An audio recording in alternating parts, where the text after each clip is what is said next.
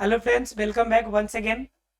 और फ्रेंड्स, हमने पिछले क्लास में डिस्कस किया था प्राणी जगत के प्रकार के बारे में कि प्राणी जगत के अंदर किन विभिन्न भागों के बारे में हम लोग चर्चा करेंगे।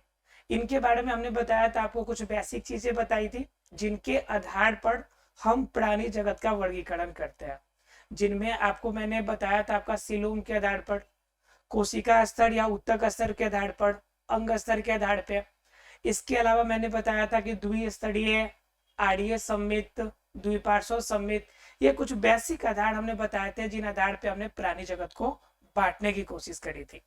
और उनमें मैंने आपको सभी पार्ट्स को कैसे याद रखने हैं उसका सीक्वेंस भी बताया हुआ था आपको। अगर आपने नहीं देखा हो तो पिछले क्लास में आप उसे देख सकते हैं। आज हम लोग पहले पार्ट के साथ उसका स्टार्ट करेंगे। और पहला पार्ट जो इस संघ में हम लोग जानेंगे उसका नाम है पेरीफेरा। ठीक है, पहला संघ हम लोग जानेंगे पेरीफेरा के फॉर्म में। ठीक है, पेरीफेरा को हमने रखा था किस स्तर पे? कोशिकीय स्तर पे। अब एक बात जरा ध्यान रखिएगा, कोशिकीय स्तर का मतलब एक कतई नहीं होगा कि हमेशा इसके अंदर सिर्फ एक कोशिकीय जीव होंगे, क्योंकि आपको बताया था जिस समय आरएच विटेकर का मैंने पास्ट टाइम बताया था तो उस कंडीशन में मैंने आपको डिस्कस किया हुआ था कि जो एक कोशिकीय जीव होंगे, बहुकोशिकीय जीवों को उनको किन रूप में बांटते हैं। तो यहाँ पे प्राणी जगत है तो लगभग सभी के सभी क्या होंगे? आपको बहुकोशिकीय ही मिलेंगे। ठीक है, लेकिन क्या है कि यहाँ पे कोशिका स्तर कहने का मतलब क्या होता है कि पेरीफेरा जो होगा इनके पास कोशिकाएं तो होंगी, कोशिकाओं की संख्या ज्यादा होंगी, लेकिन क्या होगा, इन सभी को मिलने की वजह से कोई उत्तक का निर्माण नहीं होगा, यानी इनके अंदर कोई विशेष उत्तक जो है वह नहीं बनेगा। ये हमेशा ध्यान रखिएगा। कोशिकीय स्तर का मतलब एक कोशिकीय या बहुकोशिकीय की बात यहाँ पे नहीं, कोशिकीय स्तर का मतलब यहाँ पे जो पेरिफेरा ग्रुप में है कि यह इनके अंदर कोशिकाएं तो होंगी, लेकिन ये कोशिकाओं एक साथ सम्मिलित रूप में किसी उत्तक का निर्माण नहीं करेगी। क्लियर है? पेरिफेरा के अंदर अगर बात की जाए तो कुल मिला के आपको लगभग 5000 जातियों को हमने इनके बारे में अध्ययन कर चुके हैं। पेरिफेरा ग्रुप के लगभग 5000 जातियों को हमने आपका अभी तक अध्ययन किया है। और सभी के सभी जो जीव है वह बहुकोशिकीय है। क्या है? बहुकोशिकीय है। लेकिन बहुकोशिकीय होने के बावजूद भी उनके अंदर आपका उत्तक स्तर तक विकास नहीं हुआ। अर्थात क्या, उत्तक स्तर जो है यह आपका नहीं है, लेकिन बहुकोशिकीय जरूर है। क्लियर है यहां तक? इसके बाद अगर पेरिफेरा की विशेषता की बात करें तो इनका जो शरीर जो होगा वह जो होगा आपका लगभग कैसा होगा? द्विपार्श्व सम्मित होगा। द्विपार्श्व सम्मित होगा। द्विपार्श्व सम्मित में मैंने बताया था आपको वैसे जीव जिनका शरीर, द्वि का मतलब दो, आप पार्श्व का मतलब हिस्सा या भाग, असम्मित का मतलब होता है टुकड़ा। ठीक है, तो आपका क्या हो जाए?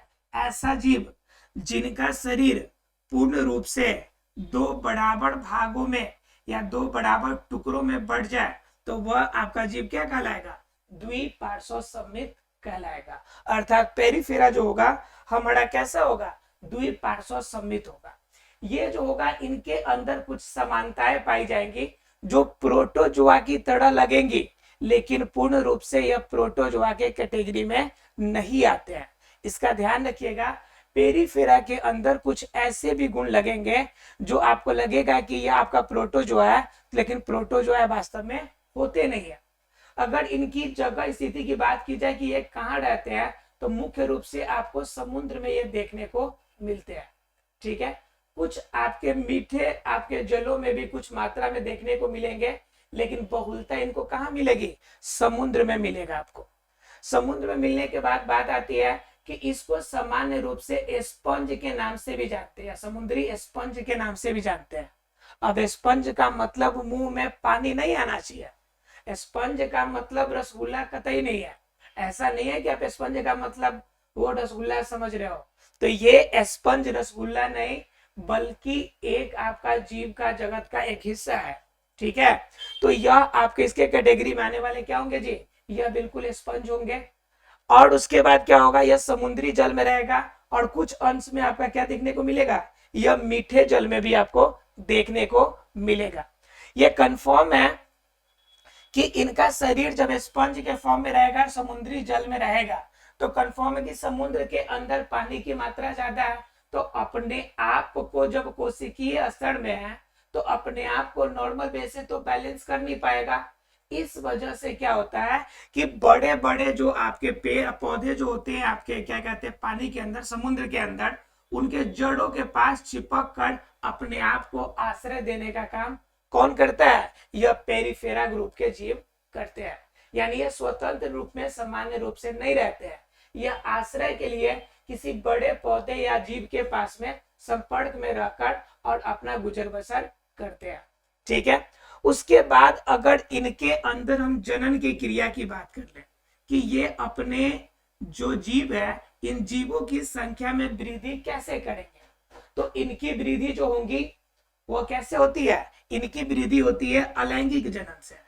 किस माध्यम से होती है, अलैंगिक जनन के माध्यम से। और अलैंगिक जनन में भी कौन सी विधि, तो मुकुलन विधि। कौन सी विधि, मुकुलन। मैंने आपको बताया था मुकुलन हाइड्रा के एग्जांपल लेकर कि मुकुलन कौन सी विधि होती है, ऐसी क्रिया जिसके अंदर आपका क्या हो जाए कि एक जीव अपने किसी प्रवर्ध से, शरीर के किसी हिस्से से, एग्जांपल के तौर पे देख लीजिए यहाँ पे, ठीक है। और ज्यादा डिटेल में अगर देखना हो तो आप 12th क्लास के आप चैप्टर में जाके देख सकते हैं। आप ही के इस वीडियो प्लेलिस्ट के नीचे वाले में 12th बायोलॉजी का प्लेलिस्ट होगा, उसमें आप अलैंगिक जनन की क्रिया को देख सकते हैं। उसमें काफी डिटेल में हमने बताया, शॉर्ट पे हालांकि मैं यहाँ पे मेंशन कर देता हूँ। ऊपर आपको लिंक भी मिल जाएगा आपको, जहां पे क्लिक करके डायरेक्ट आप उस वीडियो को भी देख सकते हैं। डिस्क्रिप्शन बॉक्स में भी आपको अवेलेबल रहेगा। देखिए, तो ये वास्तव में मुकुलन क्या रहता है कि ये हाइड्रा होता है। और ये हाइड्रा क्या होता है कि इनके शरीर के आपके तने वाले हिस्से से प्रवर्ध निकलता है। प्रवर्ध मतलब क्या, तना का कोई हिस्सा बाहर निकलता है। अब क्या होता है कि यह प्रवर्ध यहां से टूटेगा और टूट कर यह धरती पे गिरेगा और यह स्वतंत्र रूप से एक नया पौधा बना लेगा। ठीक है, तो यह जो प्रवर्ध इनमें से इसके तना में से निकला था, इसे हम लोग कहते हैं मुकुल। क्या कहते हैं, मुकुल। और इस मुकुल से जो क्रिया होती है जनन की, तो यह क्रिया दोनों मिलाकर क्या कहलाती है, मुकुलन कहलाती है। क्लियर है आप लोग को। तो ठीक उसी प्रकार से पेरिफेरा ग्रुप के जो जीव होंगे उनके अंदर जो जनन की क्रिया होगी वास्तव में अलैंगिक जनन की क्रिया होगी और क्या होगी, मुकुलन की क्रिया के द्वारा उनके अंदर होंगे। अब सीधी सी बात है कि जनन की क्रिया अलैंगिक हो रही है, तब आपसे एक क्वेश्चन, कॉमन क्वेश्चन है जो पूछा जा सकता है कि बताइए कि पेरिफेरा के जो ग्रुप के जो जीव है वो आपका एक लिंगी होंगे या फिर उभय लिंगी होंगे। तो सीधी सी बात है कि जब अलैंगिक जनन की क्रिया होगी तो उसमें मेल और फीमेल दोनों एक साथ होंगे, तो कंफर्म है कि ये जीव क्या कहलाएंगे, आपके उभय लिंगी होंगे। तो एक बात अगर आपको याद रहे तो आप इन दो बातों का आंसर आसानी से आप दे सकते हैं। ठीक है, कि ये उभय लिंगी रहेंगे और जनन की क्रिया अलैंगिक होगी और अलैंगिक में भी कौन सी क्रिया होगी, मुकुलन की क्रिया होगी। आपको बताया था कि द्विपार्श्व सममित, और इनके अलावा इनका जो शरीर होगा ना वो 2 लेयर वाला होगा। कितने लेयर का होगा, 2 लेयर का। हमने लेयर बेस पे भी बताया था आपको कि जनरली जो जीव होते हैं वो लेयर बेस पे हम लोग बांटते हैं, यानी उनके बाहरी स्तर यानी कि कोवर्ण के अनुसार बांटते हैं। तो इनका शरीर द्विस्तरीय होगा। द्विस्तरीय का मतलब क्या होता है कि 2 स्तर में 2 बराबर भागों में आपका जो कोवर्ण है वो बटा रहता है। ध्यान समझिए, इनका शरीर जो होता है द्विस्तरीय होता है। और ये कौन कौन से द्विस्तरीय होते हैं, तो इनके ऊपर जैसे मान लीजिए कि ये आपका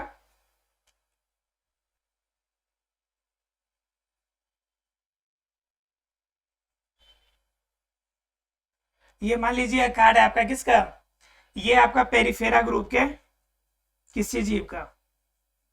ठीक है, अब पेरिफेरा मतलब इसके अंदर तो बहुत सारे आते हैं, साइकन देखने को मिलेगा, एग्जाम्पल बहुत सारे, हम एग्जाम्पल की चर्चा कर लेंगे आपसे।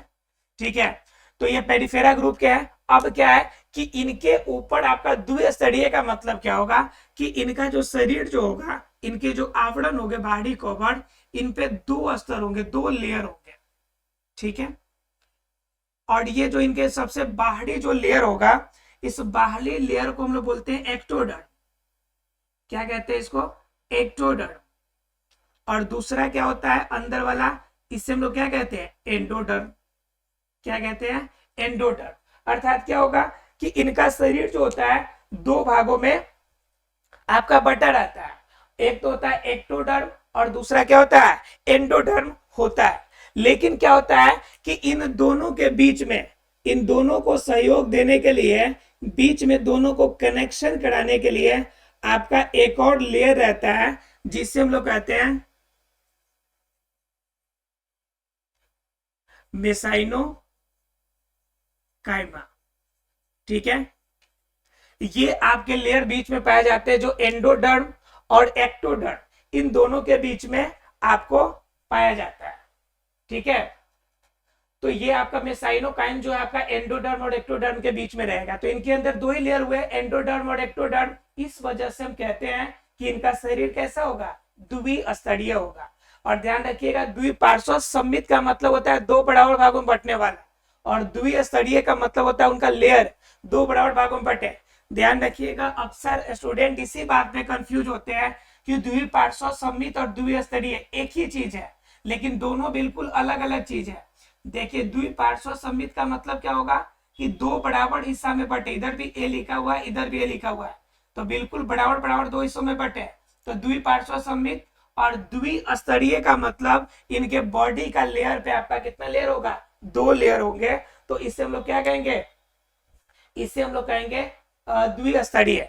ठीक है, इनके अंदर क्या होती है कि इनके अंदर जो शरीर के अंदर जो नलिकाएं होती है, वह पाचन नलिका इनके पास नहीं होती है, लेकिन इनके अंदर आपकी रस निकलने के लिए जठर गुहा जरूर पाई जाती है। क्या पाई जाती है जी? जठर गुहा इसके अंदर पाई जाती है। क्लियर है? तो पेरिफेरा के अंदर लगभग आपकी कितनी जाति खोज हो चुकी है? लगभग 500 जाति के बारे में जानकारी हमें प्राप्त हो चुकी है। इनका शरीर कैसा होगा? उत्तर आपका कोशिकीय स्तर का होगा। इनका शरीर कैसा होगा? कोशिका स्तर का होगा, यानी कोशिकाएं तो इनके अंदर होंगी, लेकिन कोशिका के अंदर वह एक साथ मिलकर बहु को आपका उत्तक का रूप धारण नहीं करेगा। क्योंकि उत्तक की क्या परिभाषा होती है कि एक ही तरह के काम करने वाले, या एक ही तरह से उत्पत्ति होने वाले, या एक ही आकार आकृति के जो कोशिकाओं का सम्मेलन होता है, जो समूह होता है, जो किसी एक विशेष पर्पस के लिए काम करे, तो वह कोशिकाओं का जो समूह होगा वह उत्तक का निर्माण करता है। लेकिन इनके अंदर कोशिकाएं जो होंगी सभी अलग अलग रूप में होंगी, सभी का कार्य भी अलग अलग होगा, सभी की आकार आकृति भी अलग होगी, तो किसी भी रूप में यह मैचिंग तो बैठता नहीं है। तो उस कंडीशन में सब मिलकर किसी एक विशेष पर्पस के लिए काम करे, ये भी संभव नहीं है। तो इस कंडीशन में हम सीधी सी बात कहते हैं कि पेरिफेरा जो है कोशिकीय स्तर पे है, लेकिन यह उत्तक का निर्माण नहीं करता है। यह सीधे शब्दों में कहे कि उत्तक स्तर में नहीं आता। इनकी आपकी जातियों की बात करें तो 500 जाति लगभग आपके खोजी जा चुकी है, बहुकोशिकीय है। इनका शरीर द्विपार्श्व सममित है। आपका यह जनरली कहां पाया जाएगा? समुद्र में पाया जाएगा, कुछ जगहों पर रेयरली मीठे जल में मिलेंगे। ठीक है, इन्हें हम लोग समुद्री स्पंज के नाम से भी जानेंगे। उसके बाद अगर जनन क्रिया की बात की जाए तो मुख्य रूप से जनन कैसा होता है जी? अलैंगिक जनन की क्रिया होती है। और अलैंगिक जनन की क्रिया में क्या होता है कि इनके अंदर मुख्य रूप से मुकुलन होता है। ठीक है, उसके बाद इनका शरीर जो होता है उभयलिंगी होता है, अर्थात मेल और फीमेल दोनों एक ही साथ होते हैं। और इनका शरीर जो होता है द्विस्तरीय होता है, यानी कि कॉबर दो भागों में बटे, इनका कॉबर दो स्तर का होगा। उसके बाद क्या होता है कि यह इनके अंदर जो होता है, जो भोजन के लिए होता है, कोई पाचन नलिका नहीं पाई जाती है स्पेसिफिक, इनके अंदर पाई जाती है क्या? जठर गुहा, लेकिन जरूर पाई जाती है। यहां तक सभी को क्लियर है? मैंने एग्जाम्पल आपको बता दिया, इसके अंदर साइकन आते हैं। ठीक है, इसके अलावा आप कर सकते हैं कि स्पंज वाला है तो स्पंजीला भी कह सकते हैं, स्पंजीला भी इसके एग्जाम्पल हो जाएंगे। तो इस तरह से कुछ एग्जाम्पल है पेरिफेरा के बारे में। तो पेरिफेरा के अंदर स्पेसिफिक इतना ही बात आपको याद रखना है। अगर ये पार्ट इतना बात याद रहेगा आपको, तो इस पे आपको इजीली कोई भी रिलेटेड इससे क्वेश्चन आएगा तो इजीली आप कर सकते हैं। पेरिफेरा के बारे में ऑब्जेक्टिव क्वेश्चन है या फिर आपका लॉन्ग क्वेश्चन है, आप इजीली इनके बारे में डिस्क्राइब कर सकते हैं। अगर पेरिफेरा ग्रुप आपको क्लियर हो गया होगा तो हम अगले ग्रुप की बात करेंगे, और वह अगला ग्रुप है आपका सिलिंट्रेटा। अगला कौन सा ग्रुप है? सिलिंट्रेटा। ठीक है, इस पे हम लोग डिस्कस करेंगे। ठीक है, चलिए जानते हैं सिलिंट्रेटा में। देखिए सिलिंट्रेटा जो है पेरिफेरा से ज्यादा अलग नहीं है। सिलिंट्रेटा जो है पेरिफेरा से ज्यादा अलग नहीं है, लेकिन क्या है कि उनमें कुछ भिन्नता पाई जाती है जो इनके अंदर आपके नहीं पाई जाती। जैसे उसमें हमें देखने को मिलेगा स्पेसिफिक क्या, कि उनके अंदर आपकी कुछ ऐसी कोशिकाएं पाई जाती है, ऐसी कोशिका स्तर होता है जिनके वजह से उनको स्पेसिफिक बनाता है। जैसा आपने सुना होगा कि कुछ ऐसे भी जीव होते हैं जिनके पास दंश करने की, यानी कि जहर को आपके शरीर में डालने की क्षमता होती है। तो सिलिंट्रेटा वर्ग के जो जीव मिलेंगे हमें, उनके अंदर भी यह क्षमता मिलेगी। ठीक है, और इनके अंदर भी यह दंश कोशिकाएं पाई जाएंगी। ठीक है, तो जानते हैं थोड़ा सा सिलिंट्रेटा के बारे में। सिलिंट्रेटा, ठीक है, सिलिंट्रेटा वर्ग की बात की जाए तो सिलिंट्रेटा वास्तव में आपका क्या होता है? बहुकोशिका से बहुकोशिकीय होगा। पहला नंबर बात, पहला केस इसके अंदर क्या होगा कि ये आपका कंफर्म है कि प्राणी जगत के अंदर है, तो एक कॉमन बात मिलेगी क्या? बहुकोशिकीय है। ठीक है, इनके अंदर बहुकोशिकीय है तो कंफर्म है कि कोशिकाओं का समूह तो होगा ही, कोशिकाओं का समूह होगा, और इनके अंदर जो कोशिकाओं का समूह होगा यह उत्तक का रूप धारण करेगा। समूह जो होगा उत्तक स्तर तक यह जाएगा। क्लियर है आप लोग को? कोशिकाओं का समूह होगा और यह कोशिकाओं का समूह किस लेयर तक जाएगा? उत्तक स्तर तक जाएगा। इनमें क्या होता है कि उसी तरह से अगर समानता के रूप में बात की जाए तो यह भी आपका दोनों जगह पे मिलेगा। समुद्री जल में भी मिलेगा और यह भी कहाँ मिलेगा? मीठे जल में भी मिलेंगे। दोनों जगह पे आपको मिलने वाला, समुद्री जल हो या मीठे जल हो, इन दोनों जगह पे मिलेगा। जनन की क्रिया की बात की जाए तो इनके अंदर भी आपका अलैंगिक जनन की क्रिया होगी, और वह अलैंगिक जनन की क्रिया कौन सी होगी? वह होगी आपकी मुकुलन की। क्या होगी? मुकुलन की।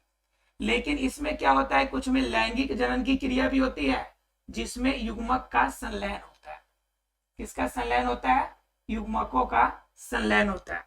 तो इनके अंदर दोनों होगी, अलैंगिक यानी मुकुलन से होगी, अलैंगिक होगा तो युग्मक केंद्रकों का यानी युग्मक के केंद्र जो होंगे उनका संलयन होगा। ये चार बातें हो गई। इनके बाद इनका पांचवी बात की जाए तो इनका जो शरीर होता है ये भी आपका द्विस्तरीय होता है।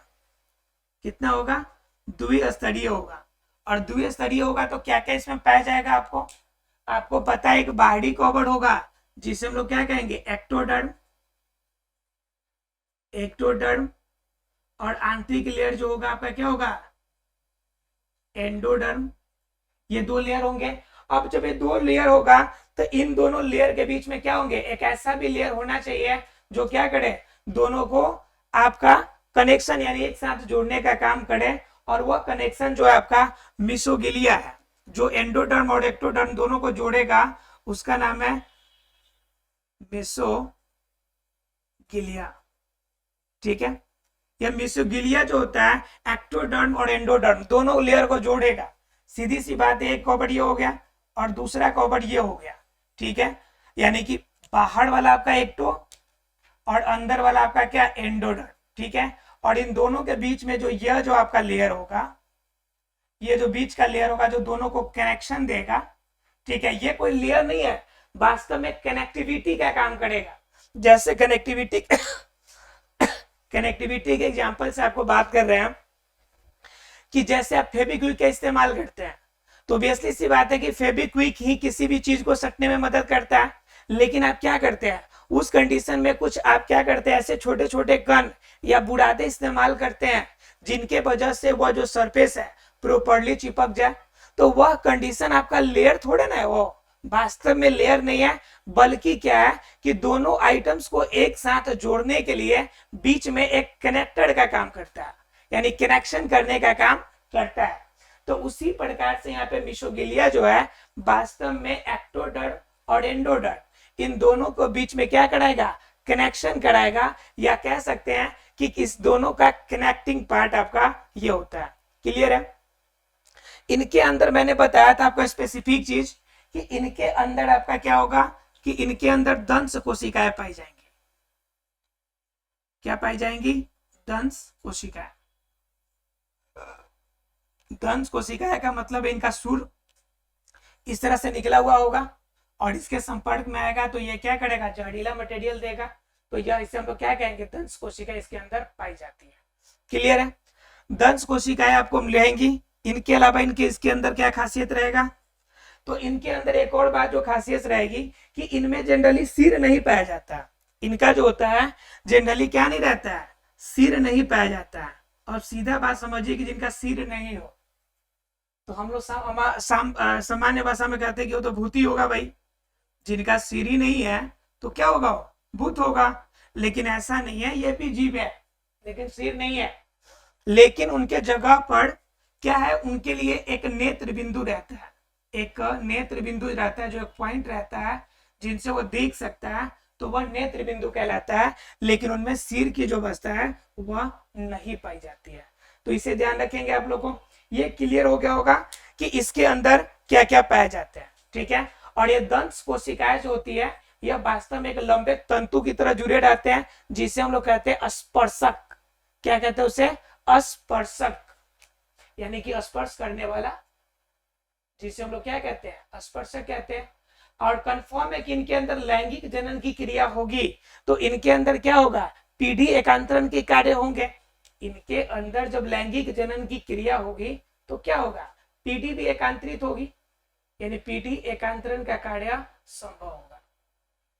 पीढ़ी एकांतरण इसमें पाया जाएगा। क्लियर है?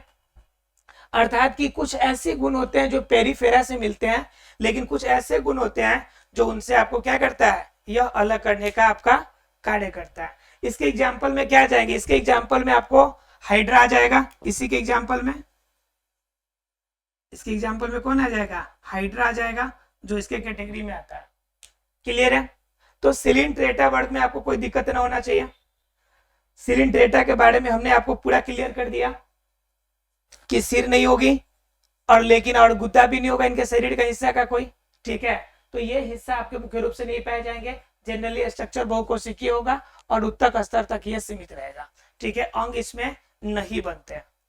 अगर आप लोग को यह सिलिंट्रेटा और पेरिफेरा दोनों अगर क्लियर है, ठीक है, तब हम लोग चर्चा करेंगे टीनोफेरा के बारे में कि अगला ग्रुप जो है आपका टीनोफेरा, इसमें कैसे कैसे यह काम होती है। क्लियर है आपका पॉइंट? चलिए हम लोग जान लेते हैं थोड़ा सा टीनोफेरा के बारे में और जानने की कोशिश करते हैं कि इसके अंदर क्या स्पेसिफिक होती है जो इनसे आपका अलग बनाती है।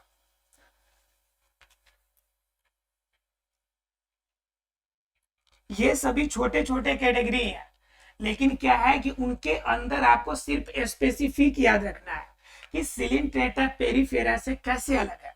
तो उनका जैसे हमको पॉइंट याद हो गया, याद रहेगा आप लोग को। क्या याद रहेगा कि उनमें दंश कोशिकाएं नहीं पाई जाती थी और एक में आपका पेरिफेरा में दंश कोशिकाएं नहीं थी लेकिन सिलिंट्रेटा में थी। उसके बाद क्या था, उसके अंदर देखे थे कि अलैंगिक जन की क्रिया होती थी, लेकिन इनके अंदर लैंगिक जन की क्रिया भी होती है। ठीक है? उसके बाद मैंने देखा था, आपको बताया था क्लियर कि आपको क्या था कि उनको एक्टोडर्म और एंडोडर्म दोनों को जोड़ने के लिए जो कनेक्टर था, ठीक है, वो मेसोकाइम था। आपका यहाँ पे मिसोगिलिया, यानी कि कनेक्टेड भी अलग अलग रूप में है। ठीक है? इनका शरीर भी द्विस्तरीय द्विपार्श्व सममित है, तो यह दोनों आपका कैटेगरी एक दूसरे से मिलता जुलता है। तो इस तरह से हम क्या कर सकते हैं कि दोनों के अंदर समानता और असमानता के बेस पे जब कभी भी आप नोट्स बनाइएगा तो दोनों के समानता और असमानता को मेंशन करते हुए बनाइएगा। तो क्या होगा कि ज्यादा बातें आपको याद रहेगा, एक ही फैक्ट याद कीजिएगा और दोनों के लिए हेल्पफुल होगा। सिर्फ जो आपका अल्टरनेटिव ऑप्शन है, जो मतलब कि इसमें शामिल नहीं होता है, उन चीजों को आप अलग से सिर्फ याद कर सकते हैं। क्लियर है आप लोग को? अब थोड़ा सा हम लोग चर्चा करेंगे किसके बारे में, तो वो ग्रुप है आपका टीनोफोरा। ठीक है? वो कौन सा ग्रुप है? टीनोफोरा।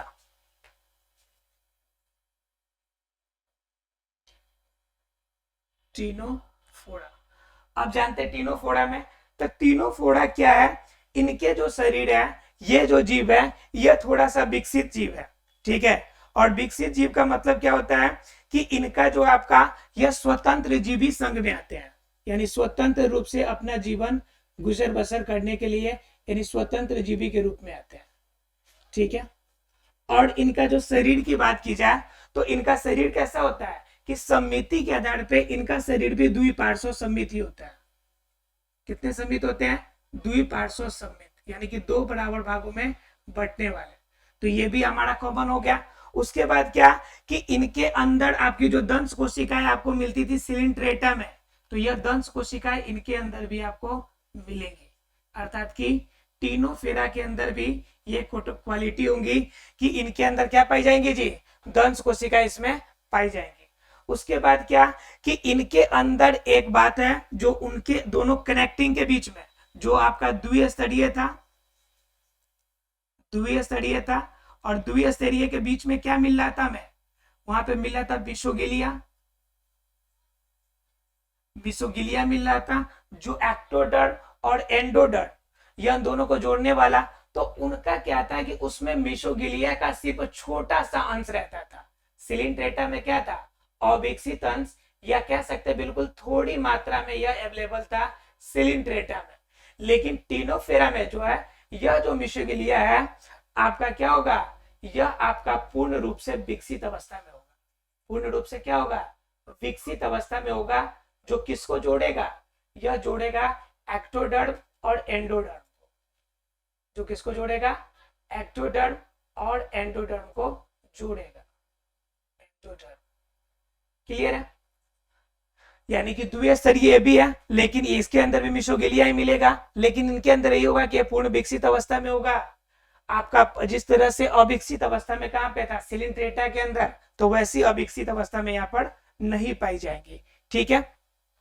उसके बाद इनके अंदर एक और खासियत पाई जाती है कि इनके आपके जो स्पर्शक थे, ठीक है, स्पर्शक जो उसमें था, स्पर्शक के साथ इसमें एक और कोशिका इसमें शामिल होती है जिससे हम लोग कहते हैं असंजक कोशिका। कौन कोशिका है जी? असंजक कोशिकाएं शामिल इसमें होती है। तो आपको स्ट्रक्चर याद रखना है कि पीछे वाले से इसमें क्या भिन्नता आ रही है, उसके अकॉर्डिंग आपको याद रखना है। ये शरीर भी, इनका भी आपका शरीर की बात की जाए तो ये भी क्या होते हैं? दोनों लिंग एक साथ, मतलब कि उभयलिंगी। और जब उभयलिंगी होगा तो मुख्य रूप से कैसा होगा आपका? उभयलिंगी वाले में आपको उभयलिंगी जो होंगे, यहाँ पे स्पर्शक है, इसके साथ असंजक कोशिकाएं होंगी। और क्या होगा? उभयलिंगी जो होगा, उस उभयलिंगी होने के वजह से जब भी कोई जीव उभयलिंगी होगा तो सामान्य रूप से इनके अंदर जो जनन की क्रिया होगी ये कैसी होगी? अलैंगिक जनन की क्रिया होगी। क्लियर है? तो ये सभी कुछ क्वालिटी होंगी जो उनसे अलग होंगी, ठीक है। इनके अंदर जो इनका शरीर विकास होगा, इनका शरीर पहले लड़वा के कंडीशन में होगा। लड़वा प्यूपा आपने पढ़ा होगा। जिस समय आपने क्या पढ़ा होगा? जिस समय आपने क्लास 9th और 10th में आपने पढ़ा होगा कि जो आपके मेढक होते हैं, मेढक में जनन की क्रिया आपने पढ़ा होगा। तो उसमें आपको, उसके बाद आपने पढ़ा होगा जो क्या कहते हैं उसका, जो आपके छोटे छोटे कीड़े होते हैं जिससे सिल्क वर्म होता है, उनका जो कंडीशन आपका जीवन काल जो बदलता है, उसमें भी आपने देखा होगा कि उनके लड़वा और प्यूपा के फॉर्म में चेंज होते हैं, ठीक है। और फिर मेढक वाले में दिखा होगा आपको लड़वा, प्यूपा, टेडपोल, है ना। यह कंडीशन आपको देखने को मिला होगा। ठीक उसी प्रकार से जो टीनोफेरा है, इनका भी शरीर जो होता है लार्वा के फॉर्म से क्या होता है? विकसित होता है। क्लियर है? इसकी अगर एग्जाम्पल की बात की जाए तो एग्जाम्पल में इसके आ जाते हैं हर्मीफोरा। हर्मीफोरा इसके एग्जाम्पल हो जाएंगे। क्लियर? अर्थात कि हर्मीफोरा जो जीव है वह आपका टीनोफोरा कैटेगरी के आपका जीव है। आशा है कि ये सिलिंट्रेटा और आपका कौन पेरीफेरा, सिलिंट्रेटा और आपका टीनोफेरा ये क्लियर हो गया होगा। अब क्या है कि इन तीनों में आपको क्या करना है, सिर्फ स्पेसिफिक चीज जो तीनों में डिफरेंस है, जो चीजें कॉमन है उन चीजों को अलग करके, जो चीजें स्पेसिफिक है जैसे टीनोफेरा सिलिंट्रेटा में दंश कोशिका है, इसमें नहीं है, इनमें लैंगिक जनन पेरिफेरा में नहीं थी, टीनोफेरा और सिलिंट्रेटा में है। तो इस तरह से आप क्या करेंगे, तीनों को एक साइड कैटेगराइज करके आप नोट्स बनाएंगे, ठीक है, और उनमें क्या आपके तीनों में क्या एक डिफरेंसेस है, इनके बारे में आप हमें कमेंट सेक्शन में अपना फीडबैक हमें जरूर देंगे। आशा है फ्रेंड्स आज हम लोगों ने जो 3 पॉइंट क्लियर किए ये क्लियर हो गया होगा। अगले क्लास में हम लोग को जानना है प्लेटिहेलमिन्थेज, एस्केलमिन्थेज, 2 क्वालिटी के बारे में जानेंगे, 2 मतलब जीवों के स्तर को जानेंगे। उसके बाद हमारा जो ग्रुप शुरू हो जाएगा वह ग्रुप हो जाएगा सिलोम वाला ग्रुप, और सिलोम वाले ग्रुप में मैंने बताया था आपको कि उसके अंतर्गत हम 6 जीवों के बारे में, 6 प्रकार के जीवों की हम लोग चर्चा करेंगे, जिनमें हमारा एनालिडा था, आर्थ्रोपोडा था, हेमिकार्डेटा, कार्डेटा, इन सभी के ग्रुप के बारे में हम लोग चर्चा करेंगे। तब तक के लिए धन्यवाद, मिलते हैं अगले क्लास में। Thank you very much friend.